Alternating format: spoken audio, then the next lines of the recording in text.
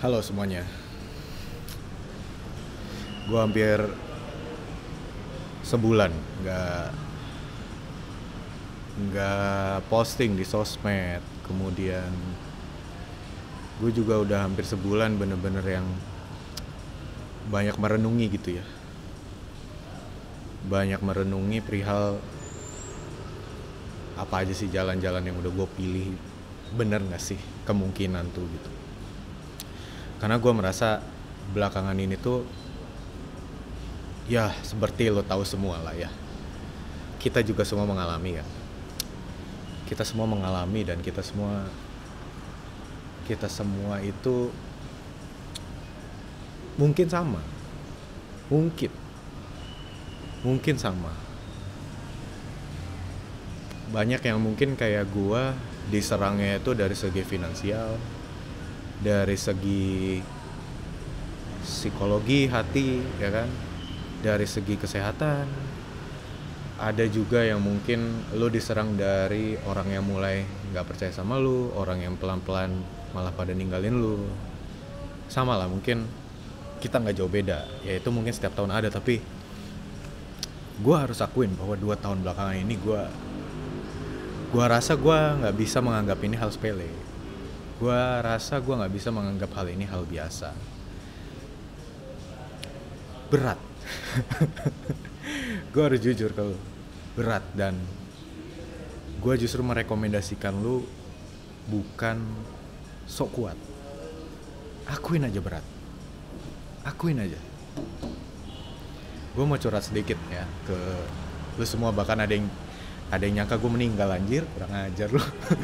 Enggak. Hampir 1 bulan belakangan ini murni gue memang nggak posting, nggak muncul di sosmed ya. Ada beberapa hal, dan gue rasa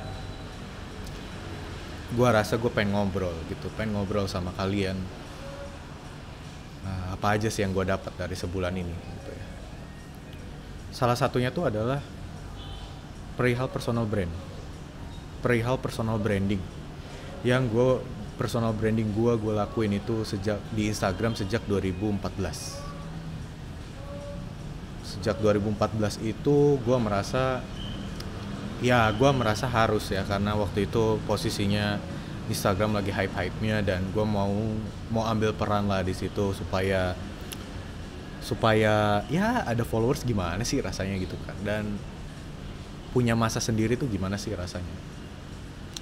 Akhirnya tuh gue coba jalanin bertahun-tahun sampai di 2017 apa 2018 gue lupa. Pokoknya gue habis merit dan anak pertama gue lahir, Areta. 2018 bener, 2018. 2018 apa 2019 ya? 2018 kan gue nikah ya. 2019 nih kayaknya. 2019. Intinya personal branding yang gue bangun itu, nanti kita akan ke sana. Personal branding yang gue bangun itu murni seputar tentang anak muda yang kelihatan sukses, anak muda yang kelihatan struggling, kelihatan survive.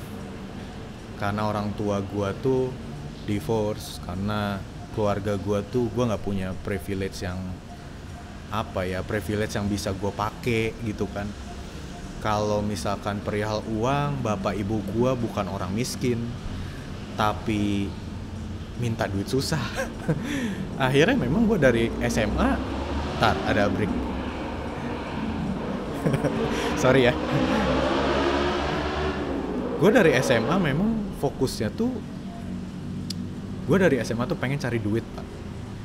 Gue tuh dari SMA pengen banget matahin anger gue, matahin rasa marah gue yang orang-orang bilang di keluarga gue secara implisit, tidak eksplisit ya, maksudnya nggak terang-terangan tapi secara implisit lewat ibu gue, lewat bapak gue, yang kayak Happy tuh nggak kuliah, Happy tuh nggak bisa berhasil, jangankan ngomong berhasil, kaya aja susah tuh kayaknya. Bahkan beberapa kali saat teman-teman gue waktu itu SBMPTN, SNPTN, gue tuh ngerasa kayak lu pada milih jalannya ke situ tapi gue kok nggak mau gitu. Gue tuh mau cari duit, emang hidup gue tuh ya gue butuh duit. Simple itu. Apalagi orang tua waktu itu divorce, waktu itu pas adek gue masih ada juga salah satunya dari gue juga gitu duitnya. Nah, personal branding itu yang gue turunkan jadi yang namanya story. Dari mulai yang namanya cerita. Dari followers yang start gue cuma 120, 121 itu teman-teman aja. Ya dikeceng-keceng dikit ada dulu kan.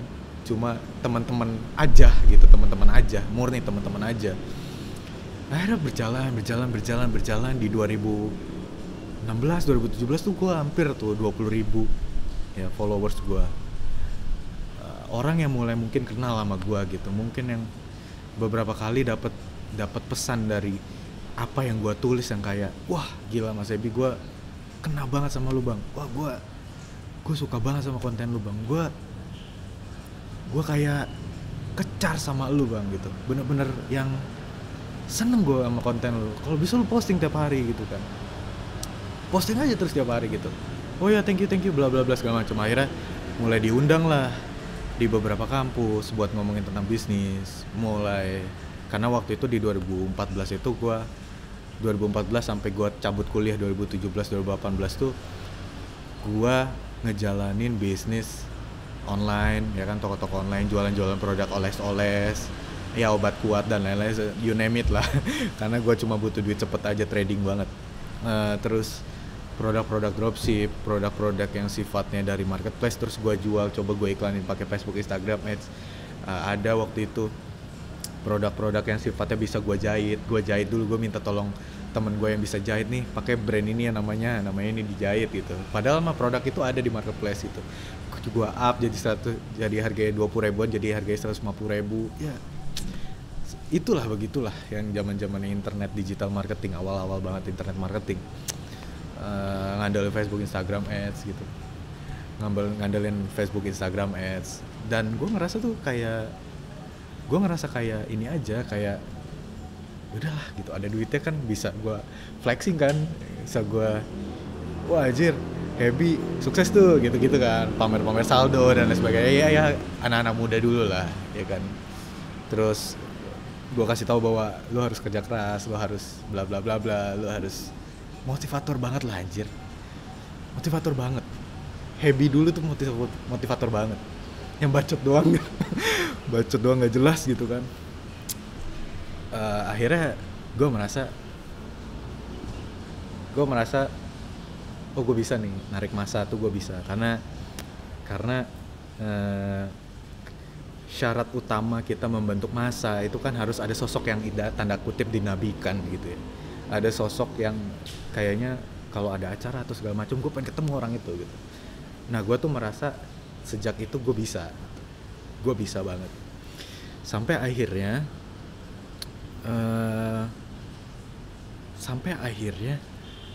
gue bilang ke diri gue bahwa emang lu tuh sesukses apa? Oke lah kalau masalah saldo rekening, adalah ngantongin gitu. Sejak kuliah tuh gue 200-300 juta dari bisnis online digital marketing, jadi freelance dulu zaman-zamannya Alpha Kreatif. Gue nyari klien itu dari platform freelancer, $10, $20 sampai produk besar tuh. Waktu itu ada hotel di Filipina itu pakai jasa gue waktu freelance di range 2015-2016. Budget iklan ke gue hampir $10,000, gue dibayar sampai $1,000. Wah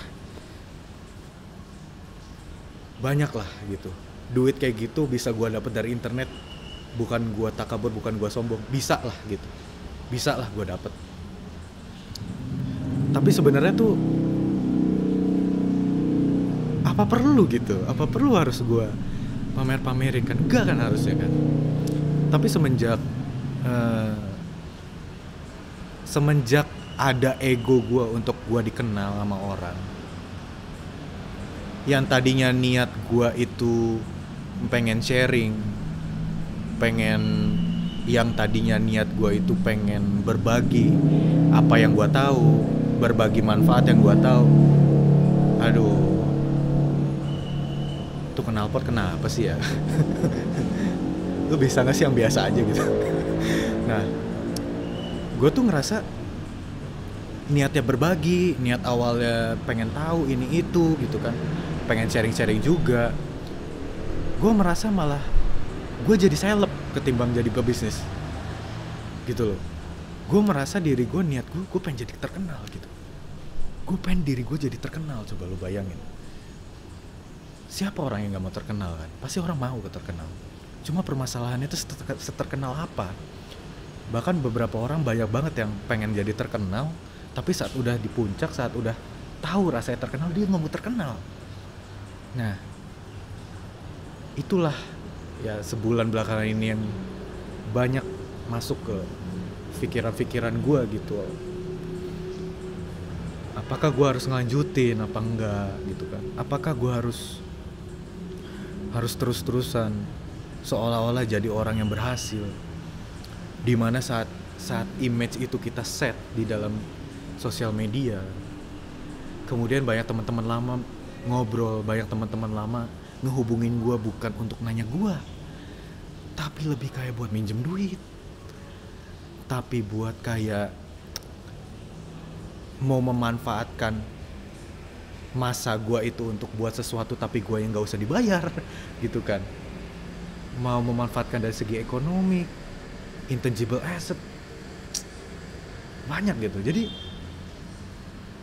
yang gue rasa tuh terkadang saat di posisi yang ya banyak lah orang lebih terkenal gitu, yang followersnya udah sejutaan, gue aja yang followers gue 50.000 gitu kan, yang terus berkurang sampai hari ini karena nanti kita bahas kenapa. Itu merasa terkenal tuh gak enak gitu.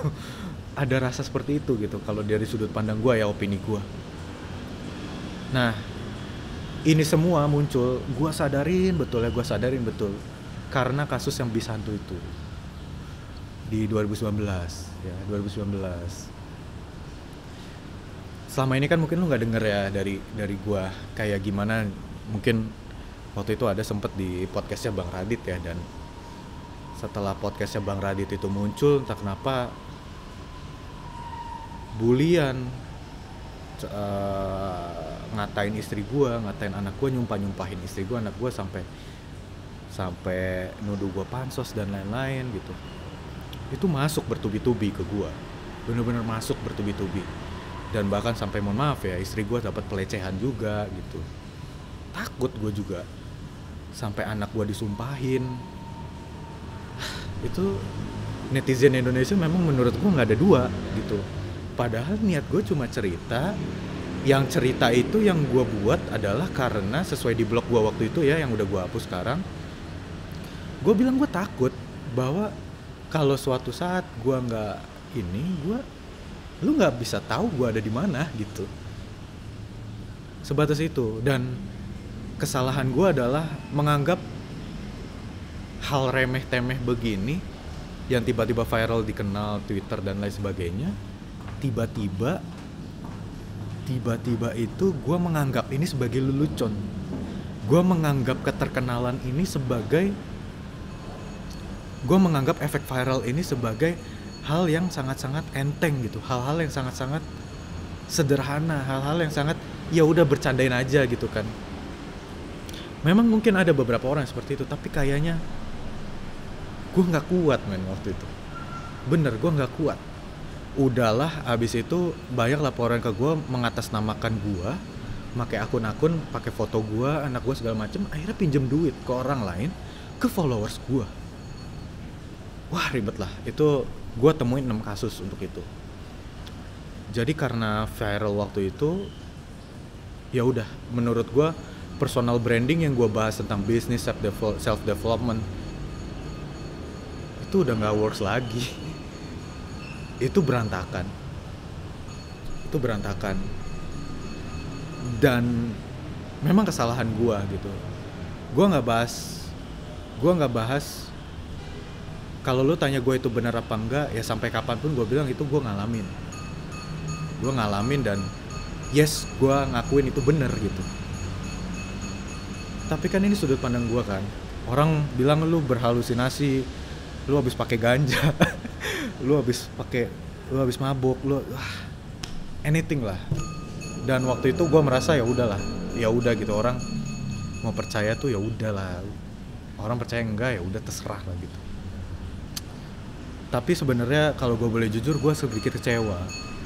Gue kecewa sama waktu itu langkah yang gue ambil untuk naikin voice note gue itu ke Bang Radit gitu. Waktu itu gue agak sedikit, karena gue kurang baik dalam hal segi PR ya, public relation. Gue kurang baik untuk itu. Jadi yang gue ambil tuh reaktif banget. Orang banyak nanya A B C D E, bener nggak lu gimana bla bla bla segala macem. Tapi gue tuh ngerasa kayak ya udah gue harus tanggepin, tapi gue tanggepin sekali aja gitu. Gue tanggepin sekali aja, dimana sekalinya ini yang harus ke banyak orang gitu. Singkat cerita, timnya Bang Radit tuh nge-DM gue, terus gue bilang ya udah, gue bikin VN di lu aja deh gitu. Gue bikin aja di lu sampein ke orang banyak bahwa ini bukan bla bla bla bla, stop bully keluarga gue segala macem. Lu percaya ambil, lu enggak, lu nggak usah percaya, atau percayanya lu sama gue itu terserah lu. Tapi gue cuma cerita dan gue berusaha untuk itu jadi backup gue seandainya keluarga gue nggak menemukan gue di naik bus segala macem gitu kan. Ya at least gue posting gitu, at least gue begitu. Tapi ada beberapa hal yang menurut gue gak tahu ya, lupa dulu namanya siapa, asistennya si Bang Radit, bilang kalau di awal-awal, lo cek aja videonya ya gitu, di awal-awal tuh sampein bahwa gue suka cerita horor dan segala macam. Itu salah men.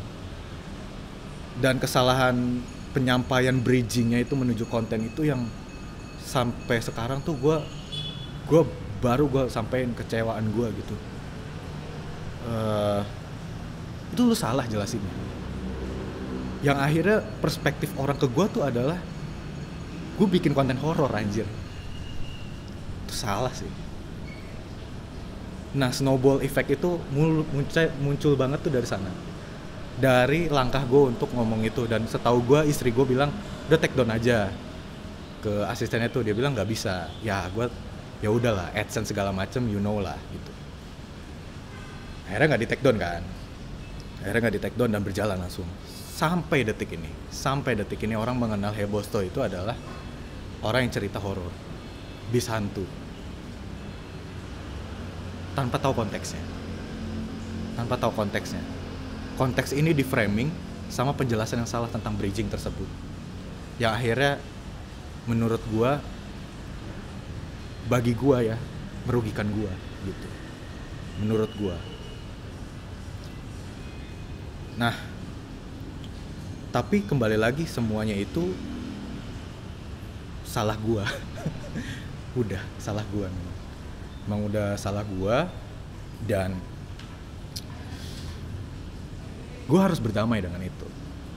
Nah, sejak 2019 itu, 2014 gua bangun personal brand gua tentang bisnis, self development, inspirasi, motivasi, blogger, segala macem. Hilang dalam 1 tahun itu gitu. Followers gue naik dari 20.000 ke 50.000. Tapi 68.000 waktu itu gue inget. Tapi orang yang nanyain mana konten horornya anjir. Bahkan sampai ada DM-nya ya, mana lu nggak cerita horor lagi, katanya di podcast itu lu cerita horor terus gitu. Enggak, gue nggak pernah bilang gue pencerita horor, gue nggak pernah. Bahkan kalau lo tahu, ada film ya, ada orang nawarin bikin film, ini sumpah ya, gue kagak bohong, datang ke kantor gue, ayo mas dibuat aja mas jadi pemeran utama yang besantu. Anjir, gue nggak seoportunis itu, dan gue nggak mau gitu. Ngapain main film besantu, ngapain gitu. Terus podcast dari mana-mana diundang, dari mana-mana, TV sampai waktu itu timnya ya adalah yang acaranya ibu-ibu lah, Trans TV lah, minta telepon gue gitu berapa menit gitu buat ngejelasin ini. Gue bilang gue nggak mau, gue lagi menghindari banget yang namanya publikasi itu, yang dimana kesalahan gue adalah mempublikasikan ini ke kolam yang salah dan bridging yang salah. Itu aja ya, itu aja sih kalau dari gue tuh ya. Gue merasa gue nggak nyesel, tapi gue berusaha berdamai nih sekarang. Gue berusaha berdamai banget nih sekarang. Dan sampai detik ini masih aja ada yang DM gue perihal itu dan ngefollow gue, malah konteksnya keluar gitu. Malah ngefollow gue tuh karena itunya, sedangkan gue nggak pernah bahas-bahas lagi. Ya udah, sejak saat itu gue mencoba, udahlah, ya udah, orang-orang ini, orang-orang rese, bocah-bocah ini, kadang ada yang waktu itu sempet gue ada website, ada nomor gue waktu itu, gue juga baru deteksi waktu itu ya, 2019an tuh, 2018 apa 2019 gue lupa, pokoknya kejadian Besantu itu, mana videonya goblok, mana ini, wah, gue bilang apa sih, gue bilang, sampai masuk ke DM WA gue, ke DM Instagram gue, terus kemudian masuk WA gue, again, salah gue lagi. Gue naro tombol WA di mana-mana, bekas-bekas main SEO lah, bekas-bekas main wah, intinya 2000 itu, tahun 2019 itu, kasus Besantu itu yang bikin gue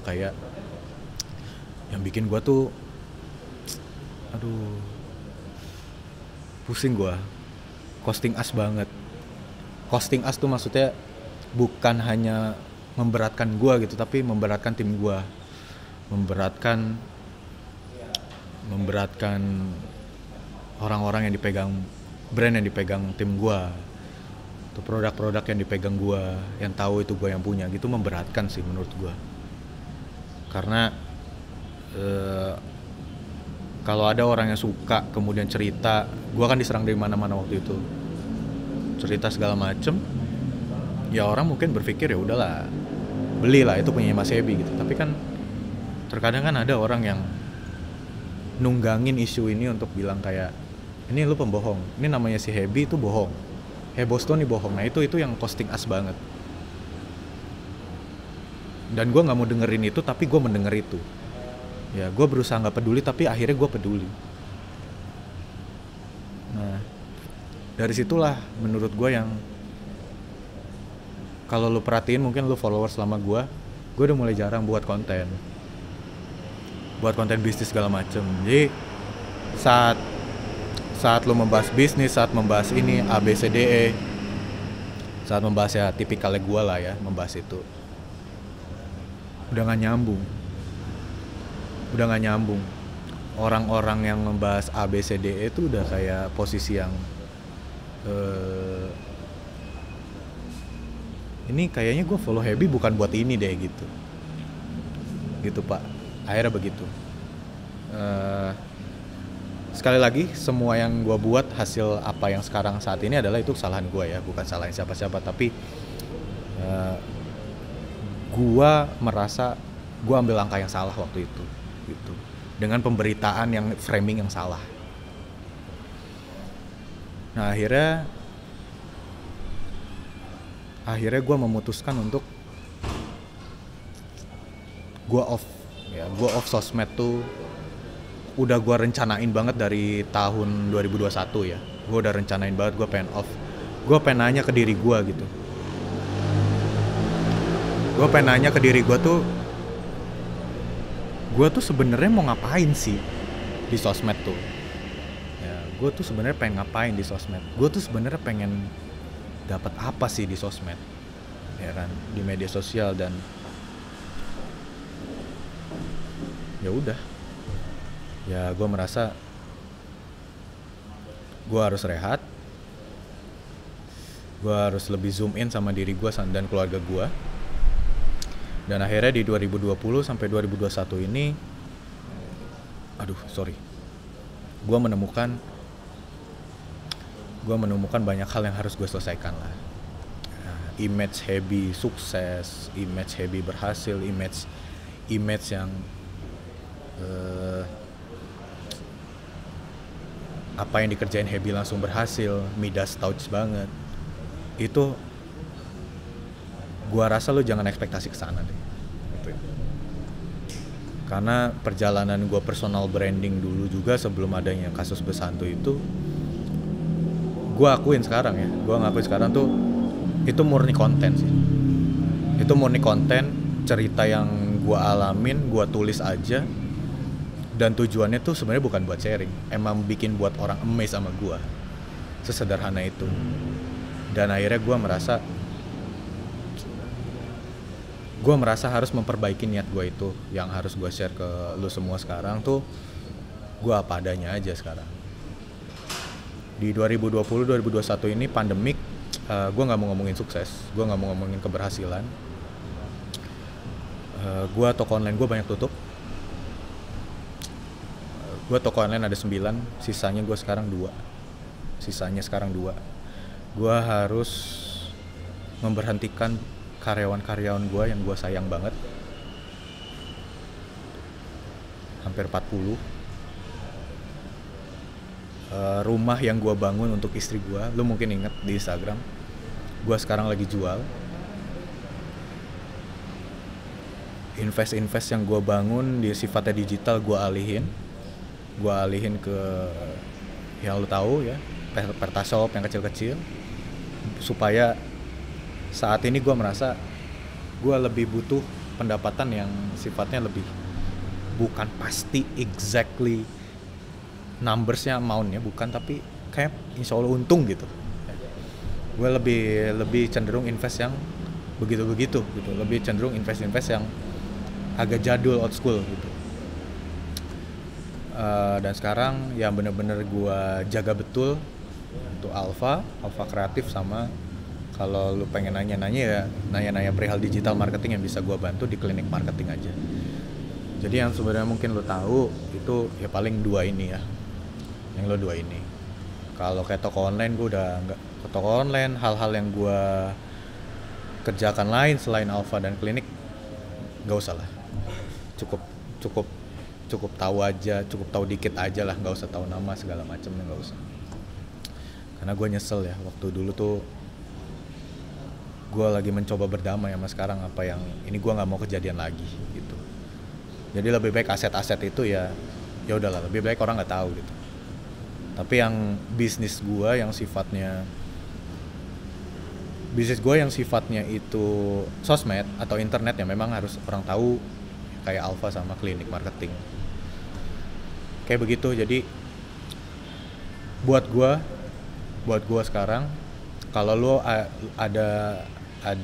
ada niat untuk personal branding, lebih baik lu pikir 2 kali. Karena masih ada kemungkinan bahwa personal branding lu tuh akan berantakan. Ya. Dan apa yang gue lakukan ke depannya dengan channel YouTube yang begini, ya, gue cuma pengen sharing ke lu ya apa adanya aja sekarang. Apa adanya.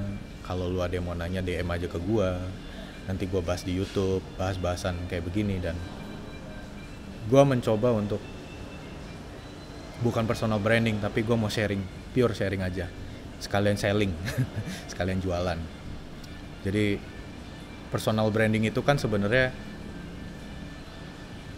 kita yang ngebentuk orang yang mendapat persepsinya kan. Tapi kalau dari gue pribadi sih, gue minta juga ke lu ya yang menonton ini, kalau niatin untuk personal branding lebih baik jangan. Niatin aja memang untuk sharing, niatin aja memang untuk berbagi. Nanti brandingnya insya Allah bener lah, dijagalah nama baiknya gitu ya. Ada kan aib-aib kita tuh, menurut gue hal-hal bagian dari rezeki itu kan ditutupnya aib-aib kita ya. Terkadang saat kita personal branding juga kan aib-aib kita tuh berpotensi kebuka gitu. Jadi kalau saran gue lebih baik sharing aja. Kalau jualan to the point aja, jualan selling. Tapi kalau lu niatin make up diri lu niatin buat terlihat mapan, lu terlihatin untuk flexing lebih jatuhnya. Oh iya kan itu pamer mobil segala macam biar orang bisa ngambil inspirasi, yang enggak lah. Enggak usah. Ya udahlah gitu. Kalau kayak begitu gue lebih seneng ya lu tunjukin prosesnya, hasil nggak usah di ini. Karena ya gue juga mohon maaf ya, kalau suatu saat, kalau sewaktu-waktu lu pernah merasa konten gue kesannya pamer, kesannya flexing, kesannya ini, dan menyakiti hati lo yang mungkin lo lagi berusaha, yang menyakiti hati lo yang lagi ngerasa nih apa sih orang pamer-pamer aja lagi posisi bagus gitu. Ya gue minta maaf, gue berusaha menjaga hati. Tapi kalau ada orang yang merasa itu sebagai motivasi, sebagai inspirasi, ya alhamdulillah, makasih lah. Moga jadi jariah buat gue juga.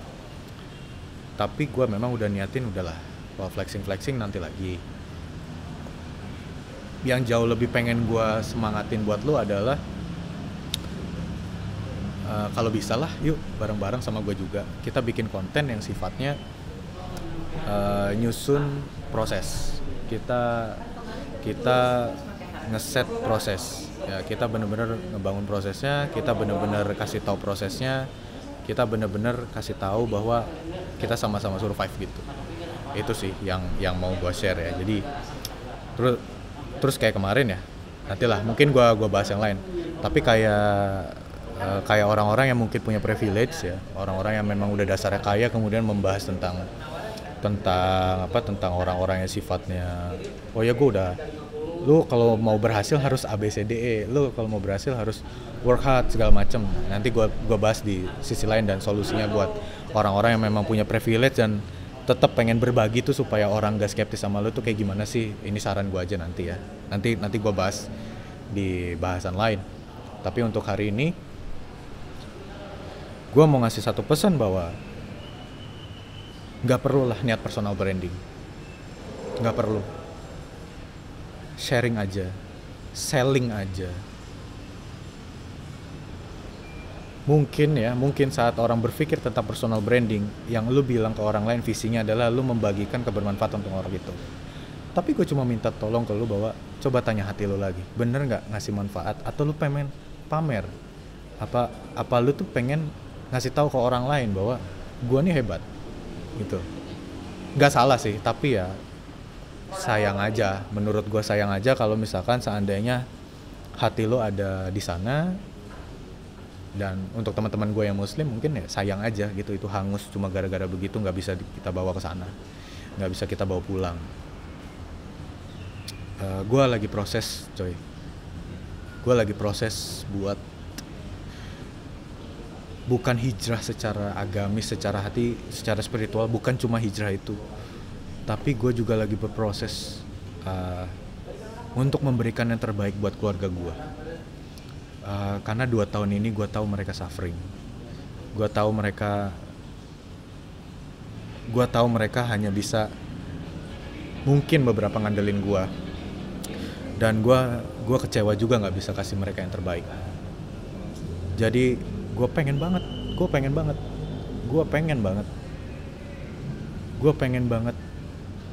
ngasih kebahagiaan full, maksimal, optimal buat keluarga gue. Gue pengen banget ngasih itu.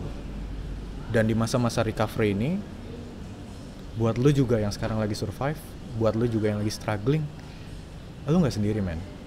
Ada gue juga sama.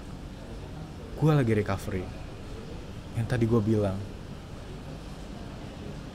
kas gue berkurang, karyawan gue pergi, mau gak mau.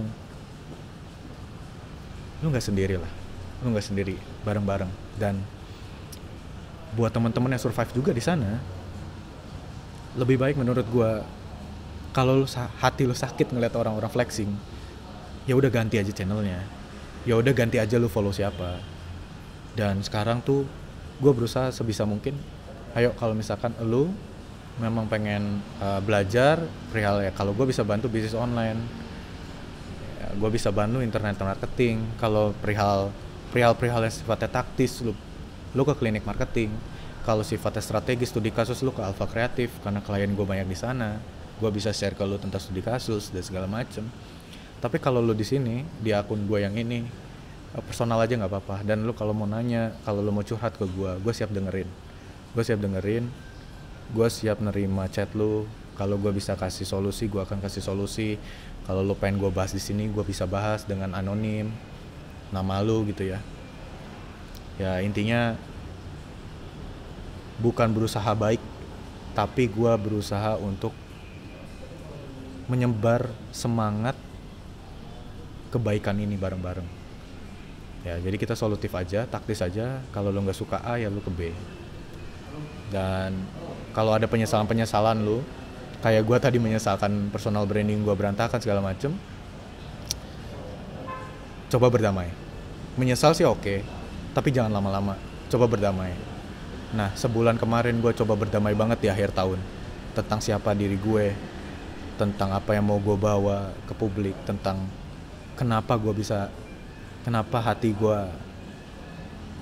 begini dan kenapa strategi gue nggak baik. kenapa company gue bisa sampai down, kenapa holding gue sampai bisa, kenapa orang-orang terdekat gue yang gue percaya bisa hianatin gue segala macem. Itu semua perjalanan hidup yang mau gue share ke lo semua. Dan gue siap dengerin kalau seandainya lo mau cerita dan lo butuh solusi apa dari gue siap bantu. Oke? Itu aja dari gue. Semoga ini bermanfaat buat lo dan lo bisa maknain video ini sebagai lo gak sendiri buat sama-sama survive. Gue juga sama. Gue coba recovery. Oke? Itu aja guys. Thank you.